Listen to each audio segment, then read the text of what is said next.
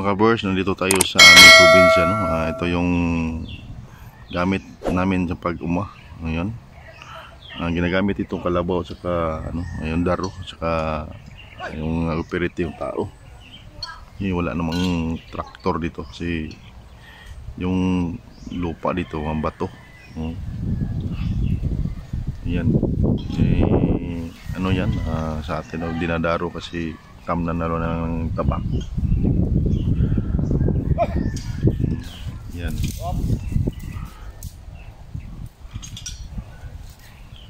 Karaniwan naman yung mga ginagamit nila kalabaw. Ito kalabaw kung saan mga palayan, pero dito sa amin walang kalabaw dito kasi ito, walang tubig dito, kailangan yung kalabaw, kailangan yan paliguan. Yan, ito yung baka naman, karabaw.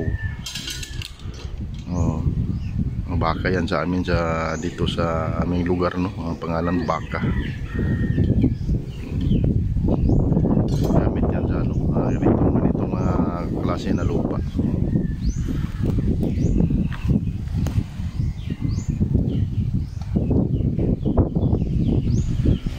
Yan ang namin dito, karaniwang ginagawa pag pag maghukay ng lupa, ginagamitan ng karabaw.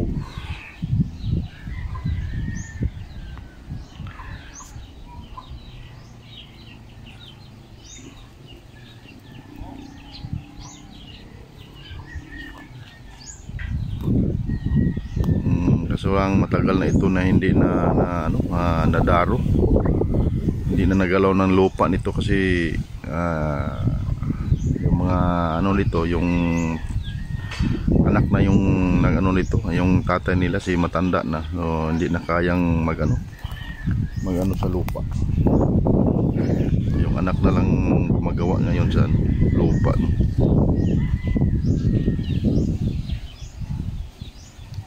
So pag uwan nito, idaro pa ng isang beses, tapos tanglag, taniman ng tabako.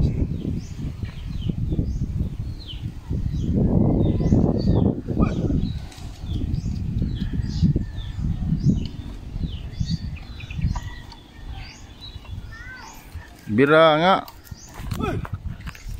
Okay.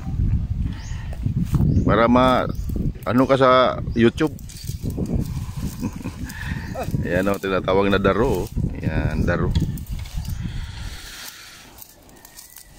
May daro sa una. Nawala yung daro namin sa una. Si Bricto itong gamit sa una, si Bricto.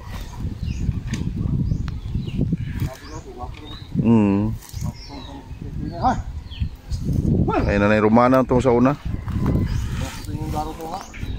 Ito na paingon itong daro.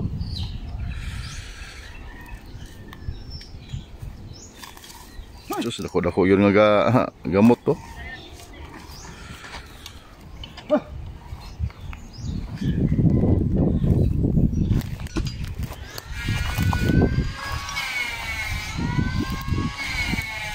Yan mga kabers, no? Yung namin dito sa probinsya, pag maghukay ng lupa ay nagamitan ng daro saka baka.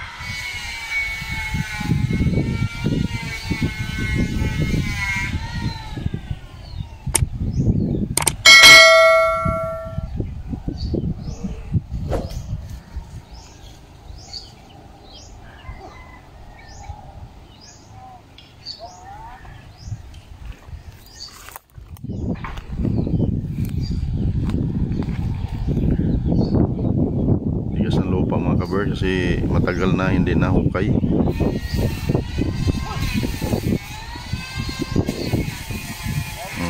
Yan ang tinatawag sa amin na baka at saka daro. Ayan.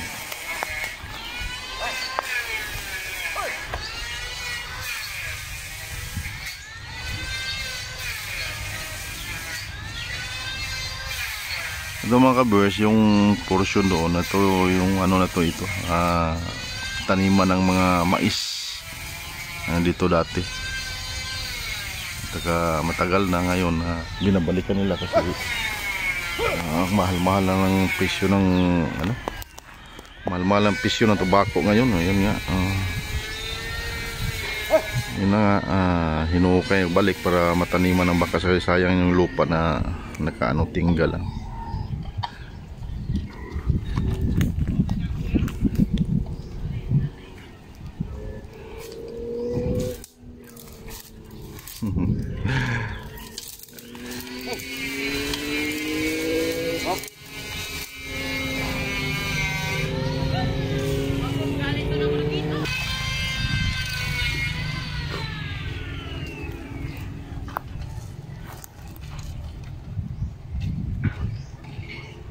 Mga ka-viewers, no, ito by block, no? Ito yung malalim kasi na gitna na ito, yung gunong hatiin ito pag tawag na pagdaro, no? Para ito yung gitna naman, malaman mo kung gaano ka laki yung bukay ng daro. Ito yung palagitna na ito.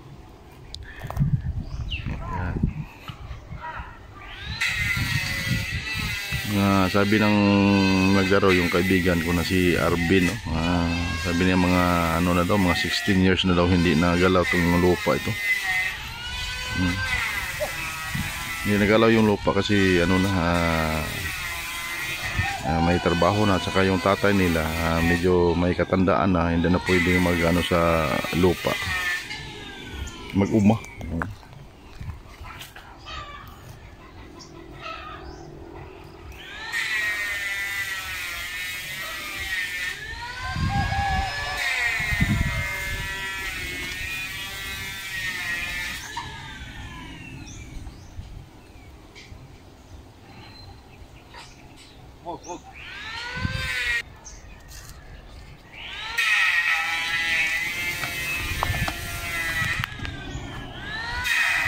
Kabers, no?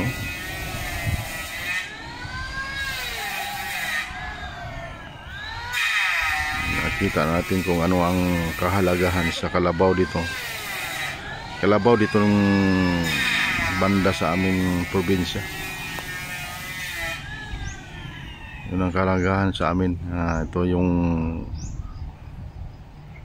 partner sa mga magsasaka dito sa amin, kalabaw.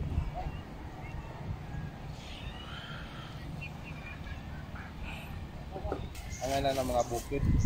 Kanang mga dili ni na mga yuta, itong mga humok bitaw. Kanang mga bukid. Kani sa mga diri sa may Manulo ba kay ang yuta de humok man may. Manulo kay.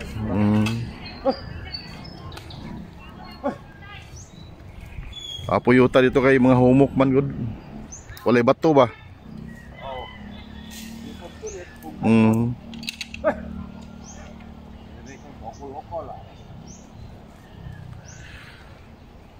So ganyan lang pag daro sa amin dito mga kabers, yan ang kalabaw sa katao.